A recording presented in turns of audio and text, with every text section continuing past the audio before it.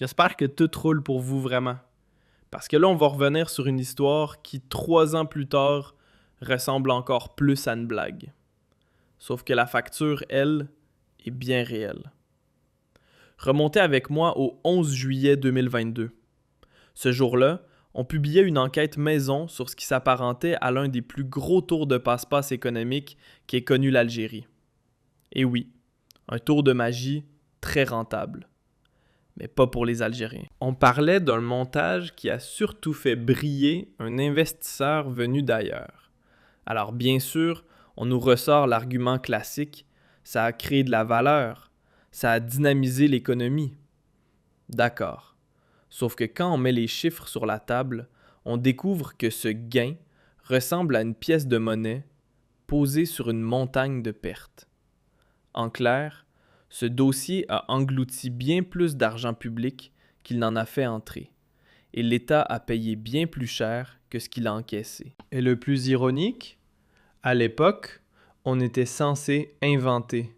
On nous traitait de paranoïaques, de vendeurs de peur. Certains sont même allés jusqu'à nous coller l'étiquette de traîtres. On a pris toutes les insultes du dictionnaire, édition collector. Pourtant, tout était là, noir sur blanc. Ce 11 juillet 2022, on sortait une vidéo de 19 minutes, elle est toujours en ligne pour ceux qui aiment vérifier, sur notre chaîne YouTube. Toziali, l'histoire cachée d'un Turc devenu outrageusement riche en surfant sur l'Algérie. Et aujourd'hui, 3 ans plus tard, ce que certains refusaient d'entendre à l'époque commence à sonner comme une évidence. On vous avait expliqué à l'époque comment, preuve à l'appui, avec beaucoup de chiffres, avec beaucoup de détails, on avait expliqué comment cet investisseur turc, installé depuis 2013, a su prendre à l'État algérien énormément d'avantages fiscaux et parafiscaux, énormément de rabais, pour ne pas dire des gratuités presque, au niveau de l'accès au gaz et de l'électricité, pour construire une usine sidérurgique, qui a gagné énormément d'argent et qui a pu exporter, mais qui, en réalité, en important de la matière première et en consommant à des prix symboliques le gaz algérien. J'espère que tout roule pour vous vraiment. Parce que là, on va revenir sur une histoire qui, 3 ans plus tard, ressemble encore plus à une blague. Sauf que la facture, elle, est bien réelle. Remontez avec moi au 11 juillet 2022. Ce jour-là, on publiait une enquête maison sur ce qui s'apparentait à l'un des plus gros tours de passe-passe économique qu'ait connu l'Algérie. Et oui, un tour de magie très rentable. Mais pas pour les Algériens. On parlait d'un montage qui a surtout fait briller un investisseur venu d'ailleurs. Alors bien sûr, on nous ressort l'argument classique, ça a créé de la valeur, ça a dynamisé l'économie. D'accord. Sauf que quand on met les chiffres sur la table, on découvre que ce gain ressemble à une pièce de monnaie posée sur une montagne de pertes. En clair, ce dossier a englouti bien plus d'argent public qu'il n'en a fait entrer, et l'État a payé bien plus cher que ce qu'il a encaissé. Et le plus ironique, à l'époque, on était censé inventer. On nous traitait de paranoïaques, de vendeurs de peur. Certains sont même allés jusqu'à nous coller l'étiquette de traîtres. On a pris toutes les insultes du dictionnaire, édition collector. Pourtant, tout était là, noir sur blanc. Ce 11 juillet 2022, on sortait une vidéo de 19 minutes, elle est toujours en ligne pour ceux qui aiment vérifier, sur notre chaîne YouTube. Toziali, l'histoire cachée d'un Turc devenu outrageusement riche en surfant sur l'Algérie. Et aujourd'hui, 3 ans plus tard, ce que certains refusaient d'entendre à l'époque commence à sonner comme une évidence. On vous avait expliqué à l'époque comment, preuve à l'appui, avec beaucoup de chiffres, avec beaucoup de détails, on avait expliqué comment cet investisseur turc, installé depuis 2013, a su prendre à l'État algérien énormément d'avantages fiscaux et parafiscaux, énormément de rabais, pour ne pas dire des gratuités presque, au niveau de l'accès au gaz et de l'électricité, pour construire une usine sidérurgique, qui a gagné énormément d'argent et qui a pu exporter, Mais qui, en réalité, en important de la matière première et en consommant à des prix symboliques le gaz algérien et l'électricité en Algérie, est en train de s'enrichir au détriment de l'État algérien. Et que ce que faisait n'importe quelle société privée algérienne ou un groupe public algérien aurait pu le faire. Le seul mérite de Tosiali Algérie, c'est qu'elle est bien gérée. Alors que les autres complexes sidérurgiques appartenant à l'État algérien, comme El Hadjar ou les autres entreprises privées algériennes, ne sont peut-être pas aussi bien gérées. Mais est-ce que, au nom de la bonne gestion ou de la bonne gouvernance, on a le droit d'accorder autant de privilèges et d'avantages fiscaux, parafiscaux, énergétiques, sans compter les crédits bancaires? Parce que Tosiali, on l'avait dit durant cette émission de 2022, il n'a pas ramené beaucoup d'argent avec lui. Il n'a ramené pratiquement pas d'argent avec lui. Tout a été financé à 95% par des crédits consentis par les banques publiques algériennes et donc par l'État algérien et donc par l'argent public.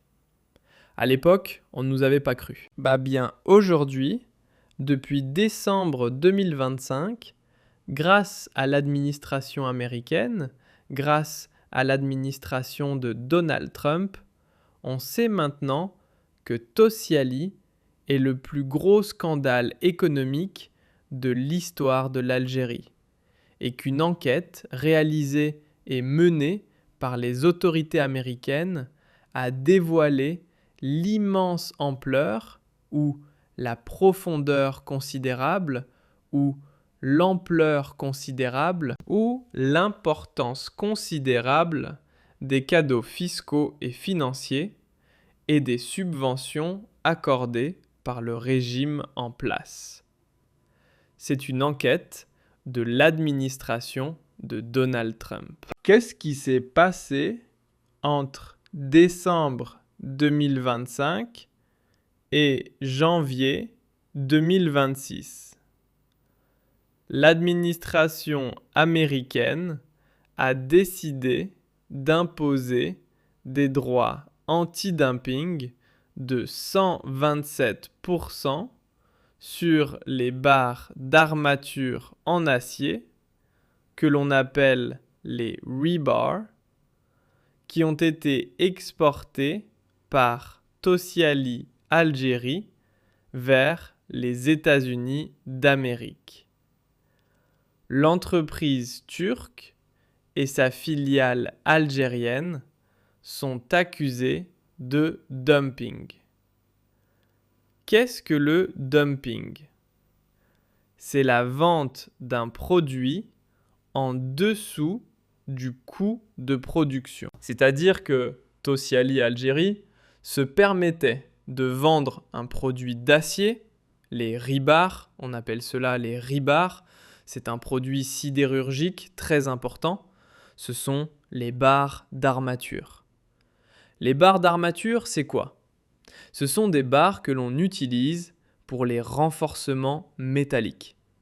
C'est utilisé pour augmenter la résistance à la traction du béton. Elles permettent aux structures du bâtiment et des travaux publics, aux structures en béton, de résister aux efforts de traction, de flexion, de torsion et de cisaillement. En fait, c'est un outil, c'est un composant important, notamment pour le bâtiment et les travaux publics. Et on appelle cela du fer à béton. Voilà, le fer à béton. On appelle cela le fer à béton dans la terminologie de la sidérurgie. Mais l'appellation commerciale, ce sont les barres d'armature en acier. Ce sont des tiges d'acier utilisées pour renforcer et soutenir le béton dans la construction.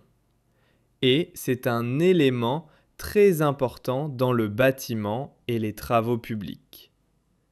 Et Tosiali, ces dernières années, est devenu le principal exportateur de l'Algérie de cet équipement sidérurgique, de ce composant sidérurgique, du fer à béton. On l'appelle en Algérie, globalement, le fer à béton. Ou, encore une fois, dans l'économie, dans le marché mondial, on parle de rebar en anglais. Ce sont les barres d'armature en acier. Effectivement, il est devenu un exportateur très important, réalisant plusieurs centaines de millions de dollars d'exportation, notamment vers les États-Unis d'Amérique. Sauf que l'administration américaine a été saisie par des sidérurgistes, par des concurrents américains de Tosyali, qui accusaient Tosyali de faire du dumping. Il vendait ses barres d'acier produites en Algérie à des prix inférieurs à son coût de production. Comment pouvait-on fabriquer un produit et le vendre moins cher que ce qu'il coûte ? C'est cela le dumping. Quand on vend un produit moins cher que ce qu'il coûte, cela veut dire que l'on perd de l'argent. En réalité, Tosyali ne perd pas d'argent. Pourquoi ? Parce qu'il est compensé. Il récupère l'argent qu'il perd en vendant son produit à de très bas prix. Il le récupère grâce aux subventions et grâce au soutien financier donné par l'État algérien.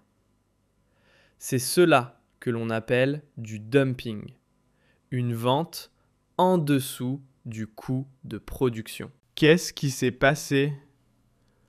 L'enquête menée par le département du commerce des États-Unis d'Amérique, qui a commencé en décembre 2025 et qui est toujours en cours en janvier 2026, on vous expliquera ce qui s'est passé. Cette enquête a été dirigée par des spécialistes, par les autorités américaines. D'abord, le département du commerce des États-Unis d'Amérique et des sociétés sidérurgiques américaines ont saisi les autorités américaines. Il s'agit notamment de deux sociétés américaines importantes qui s'appellent Nucor et CMC. C'était en juin 2025.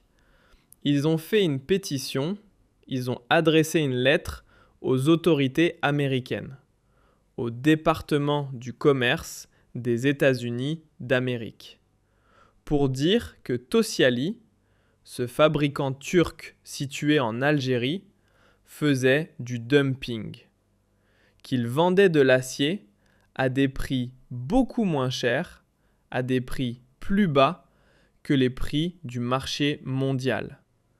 Et les concurrents américains ont découvert qu'ils faisaient du dumping, c'est-à-dire qu'ils vendaient beaucoup en dessous du coût de production. Ils ont demandé l'ouverture d'une enquête.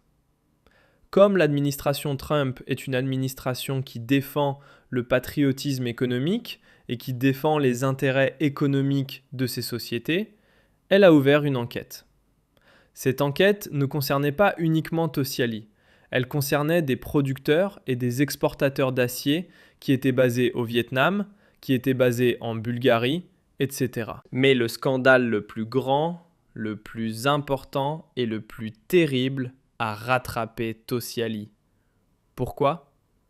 Parce que les autorités américaines ont découvert, lors de leur enquête, toujours dans le cadre des investigations menées par le département du commerce des États-Unis d'Amérique, que Tosyali vendait son fer à béton à un prix qui était de 72,9% moins cher que le prix mondial, que le prix de production, que le coût de production.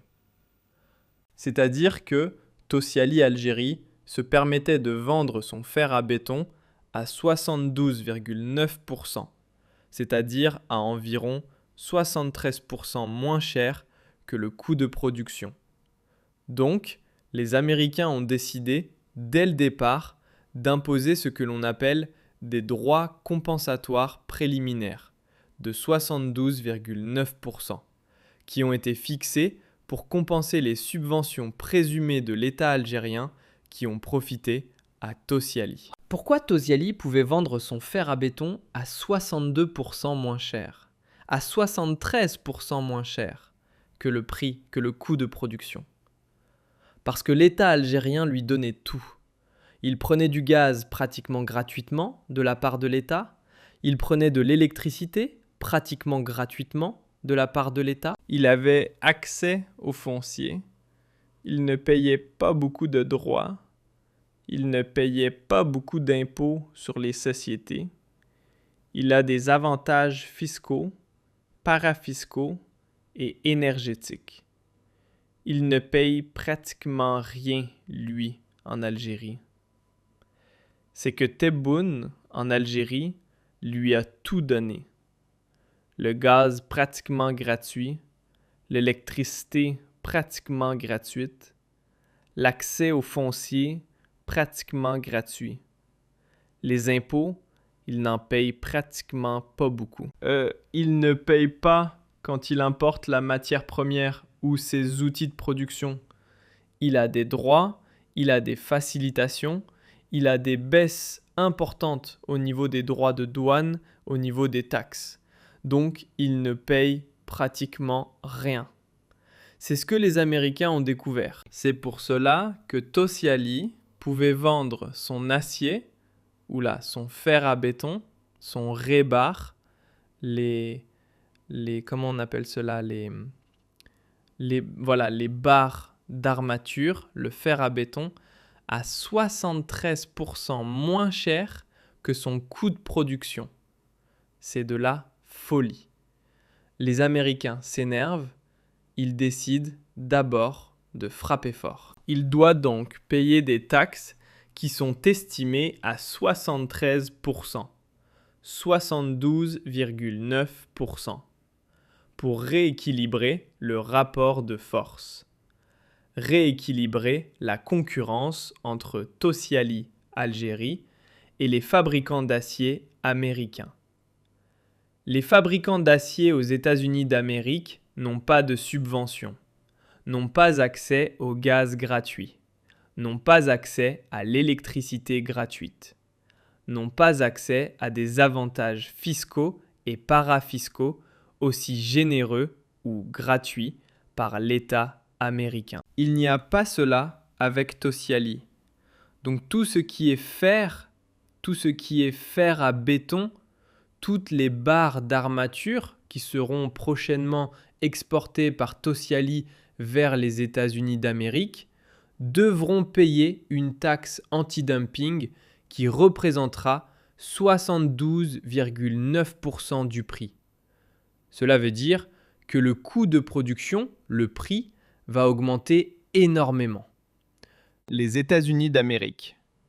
L'administration du département du commerce des États-Unis d'Amérique ont fait ce calcul en incluant le prix du gaz que Tosiali ne paye pas, le prix de l'électricité à des tarifs subventionnés qu'il ne paye pas, des exemptions fiscales et douanières qui profitent à Tosiali et qui ont été offertes par l'État algérien. Cela a créé un scandale dans le monde de la sidérurgie, puisque, encore une fois, cette enquête a été lancée en juin 2025, à la suite d'une dénonciation faite par les sidérurgistes de sociétés américaines qui sont CMC, Nucor et d'autres, mais principalement CMC et Nucor. Donc, cette enquête avait d'abord commencé sur Tosiali. Il y avait aussi des producteurs en Bulgarie, en Égypte et au Vietnam. Mais l'Algérie, c'était l'enquête la plus terrible, la plus accablante, puisque les autorités américaines ont découvert que la filiale du Turc Tosiali en Algérie, qui s'appelle Tosiali Iron Steel Industry Algérie, est le principal exportateur vers les États-Unis d'Amérique et qu'elle utilise le dumping, qu'elle triche. C'est le dumping, pardonnez-moi, c'est de la tricherie. Le dumping, c'est de la tricherie. Il faut savoir que c'est illégal. Quelle machine tu utilises ? Cela veut dire qu'il n'y a pas de concurrence, loyale. Tu profites du soutien financier et énergétique de l'État algérien pour vendre tes produits pas chers.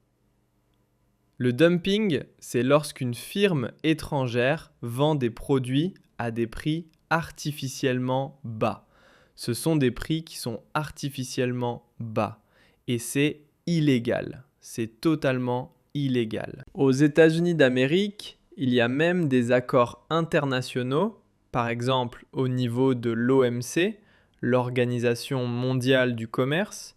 Il y a un accord qui a été mis en œuvre depuis 1994 et il est précisé que le dumping n'est pas interdit à moins qu'il ne cause ou ne menace de causer un préjudice important à une branche de production nationale du pays importateur. C'est le cas des États-Unis d'Amérique, où les fabricants d'acier, à cause de Tosyali Algérie, étaient en train de subir un préjudice financier important, puisque lui, il pouvait vendre aux consommateurs américains un acier ou un fer à béton qui est 73% moins cher que le coût de production.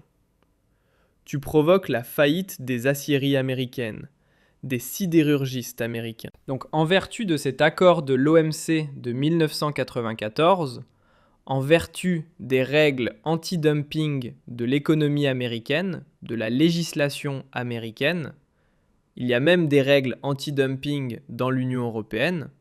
Il faut savoir que Tosyali Algérie est sous enquête aussi en Europe.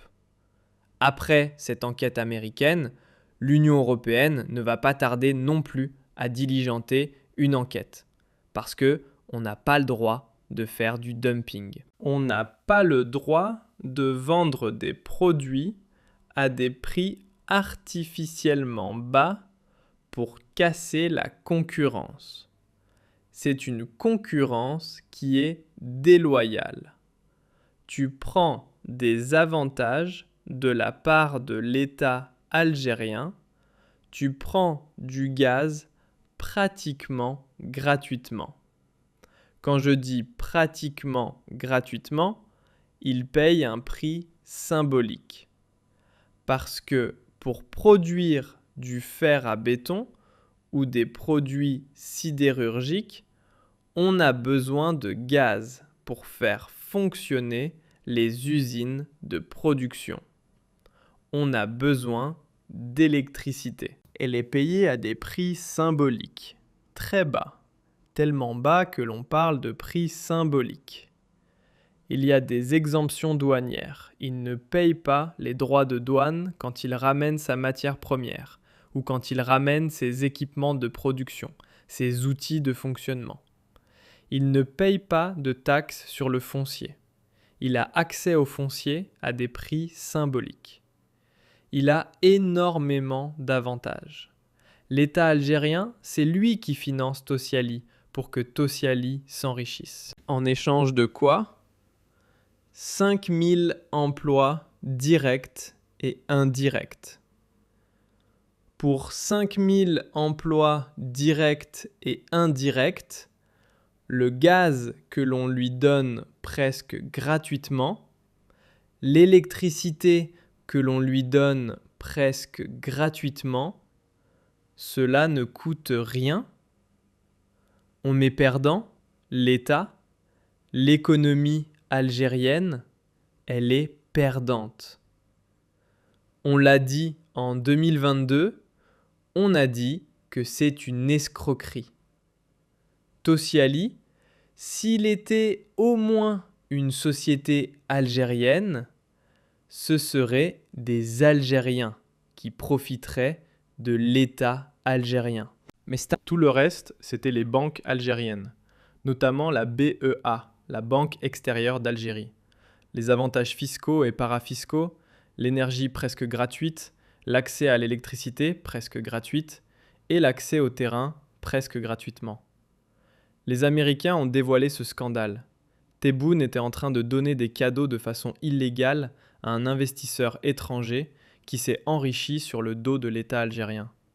Et on l'a dit en décembre, il y a eu un dispositif.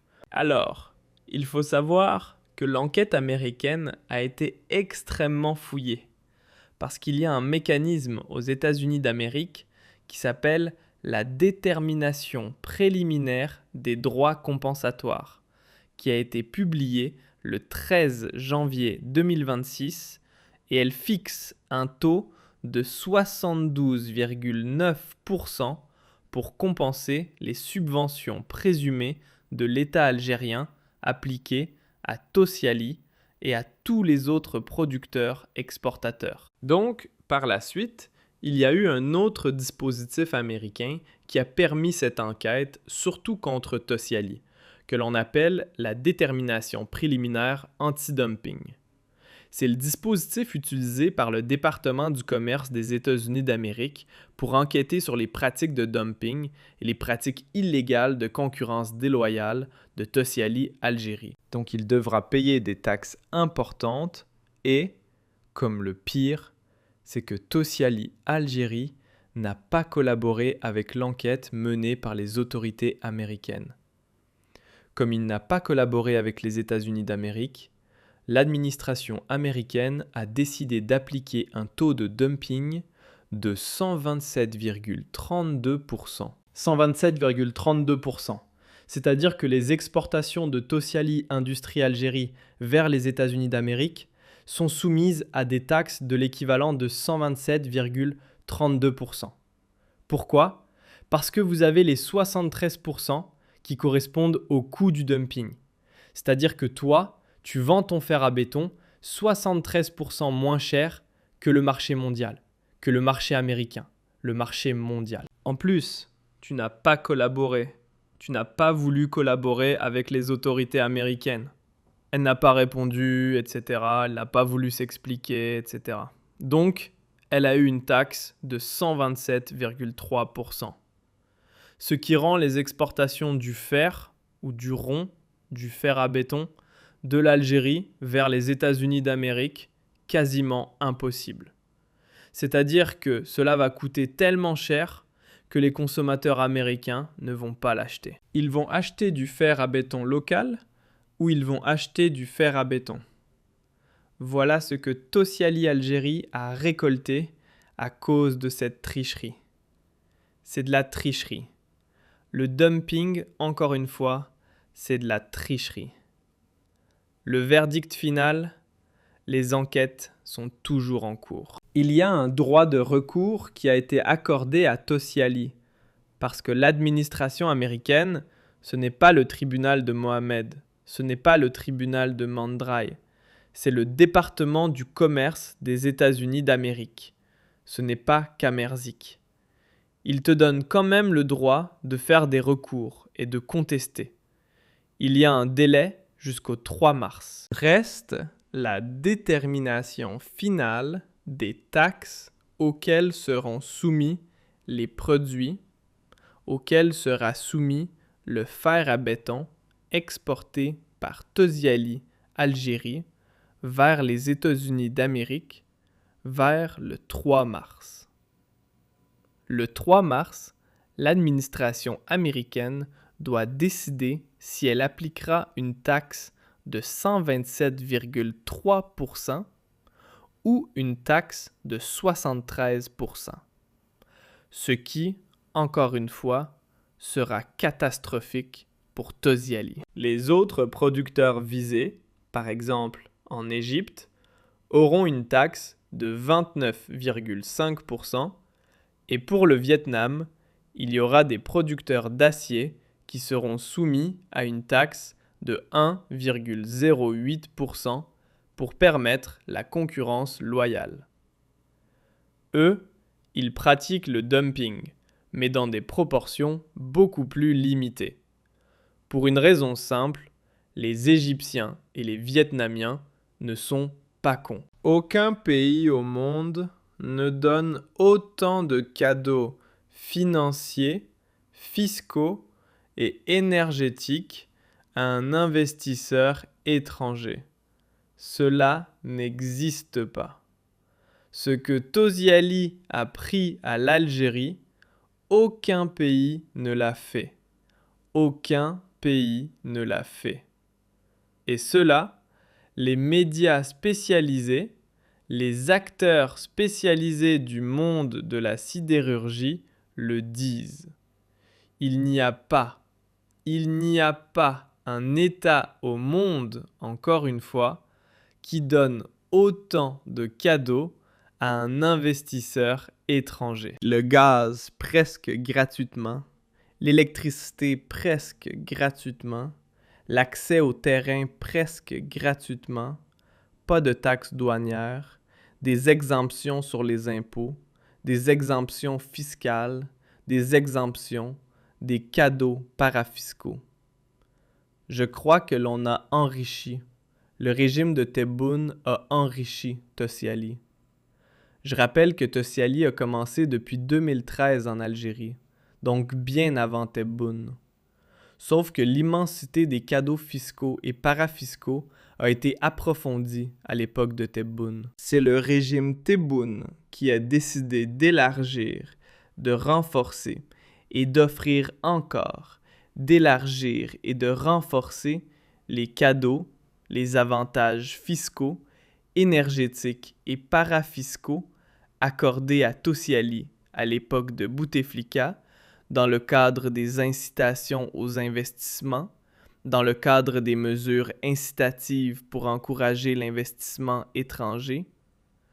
Tosyali a pris des privilèges au même titre que les hommes d'affaires algériens, que les groupes algériens, d'autres groupes étrangers. Mais c'était limité. C'était limité dans le temps parce que, normalement, il a commencé en 2013, ses avantages devaient s'arrêter au maximum en 2023.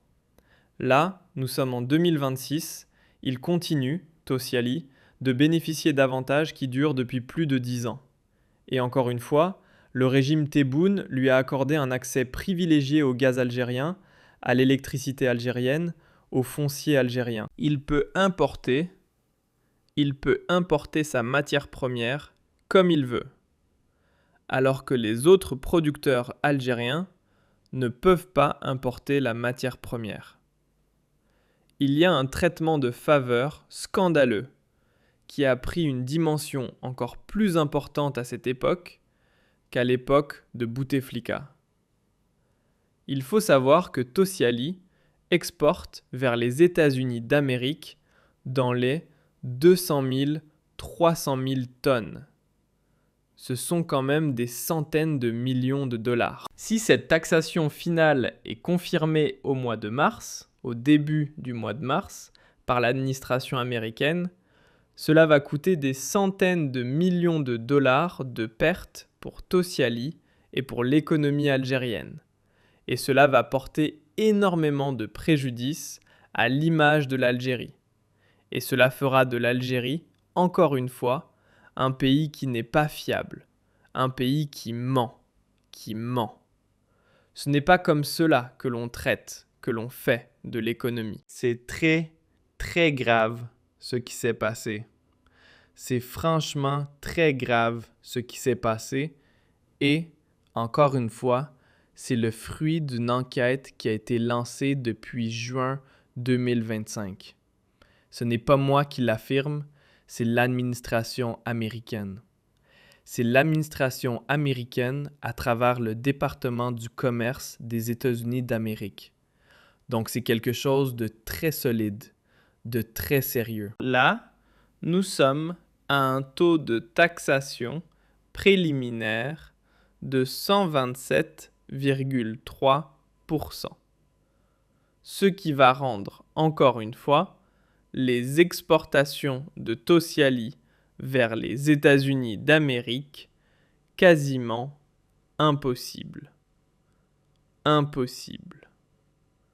Ce que les Américains contestent, c'est pourquoi l'État algérien subventionne massivement l'accès au gaz naturel, à l'électricité, à des produits à des prix hautement symboliques, hautement subventionné. L'administration américaine, l'enquête américaine parle d'un accès quasi gratuit pour Tosyali au gaz, à l'électricité en Algérie.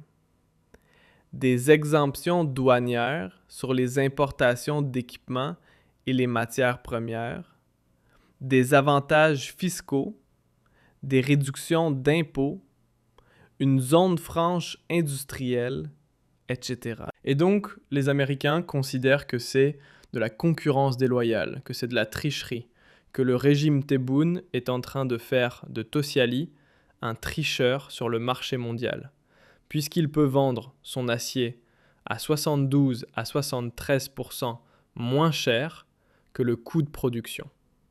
C'est-à-dire, quel est le fabricant qui va vendre son produit à 73% moins cher que son coût de production? Cela, 73%, ce n'est pas possible. Ce qu'il y a derrière, c'est l'État algérien qui compense. Et c'est de la tricherie.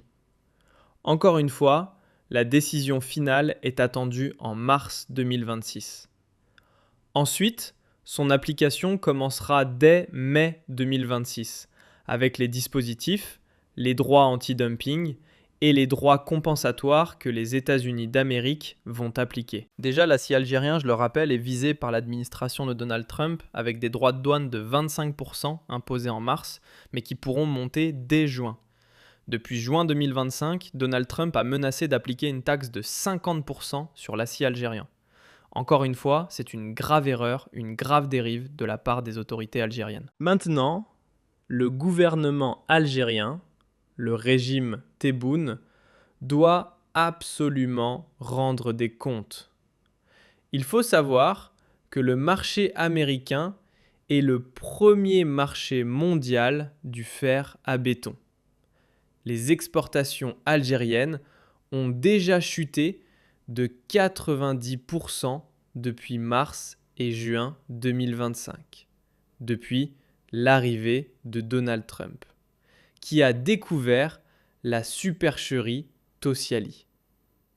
Tosyali a exporté environ 200 000 à 300 000 tonnes vers les États-Unis d'Amérique, ce qui représente une baisse. La perte du marché américain va impacter jusqu'à 200 millions de dollars de pertes pour Tosyali, qui doit se diriger vers d'autres marchés.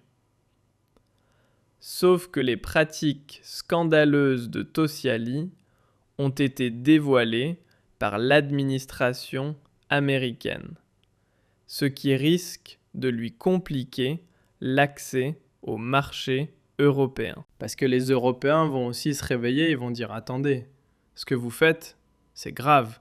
Vous vendez du fer à 73% moins cher que votre coût de production parce que vous profitez de l'argent de l'État algérien. » Donc aucun pays n'accepte le dumping. Le dumping crée du désordre, il sème le chaos, il détruit la concurrence loyale et il cause un préjudice financier à d'autres concurrents. Cela serait très grave. Je rappelle encore une fois que l'Algérie a perdu beaucoup d'argent parce que l'État algérien est perdant. Tosyali, lui, gagne de l'argent.